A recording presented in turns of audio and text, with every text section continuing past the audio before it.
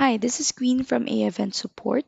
In this video, I'll be showing you how to enable the on-registration option for MailJet.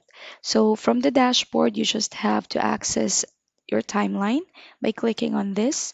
Once in the timeline section, you just have to open or click on the timeline you want to enable the on-registration option for. And once within the timeline, just click on the integration section. Look for MailJet. Make sure that it is active. If this is grayed out, you just have to toggle the switch. Once activated, the gear icon for the settings will become available. Just click on it and it will open the integration settings window for MailJet. So once here, make sure that the send email on registration is enabled. If it's not, you just have to toggle the switch.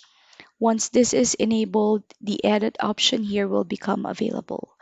And when you click on this one, the email editor for MailJet will pop up. So from this window, you just have to fill out the from email where you want to send the email from, the name of the sender, the subject of the on registration email, and the body of the email. So as you'll see here, I have prepared this in advance and you'll notice that I have personalization values available. So if you want to do the same and add personalization values to your on registration emails, you just have to click on the personalization icon here. And for the first name, it's under subscriber. You just have to click on first name and this value will become available. And aside from that, I also put in the webinar day and the webinar time. So to access these values, just click on the personalization icon again. It's under webinar.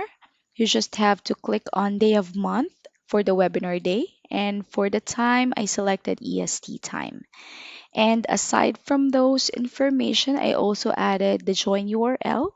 So this specific personalization value will be pulling the unique join URLs for each registrant. So to add this, you just click on the personalization icon again, and then the join URL is here. And then that will make this personalization value available on your email. So once you're satisfied with everything, you can also add an emoji. Just click on the emoji icon here. So in this case, we'll just be adding a simple smile emoji. There you go. So once satisfied, you just have to click on save email and make sure that you click on update settings so the changes you made will be saved. All right, so that's all for this video. Feel free to contact support if you have any questions. See you in the next one.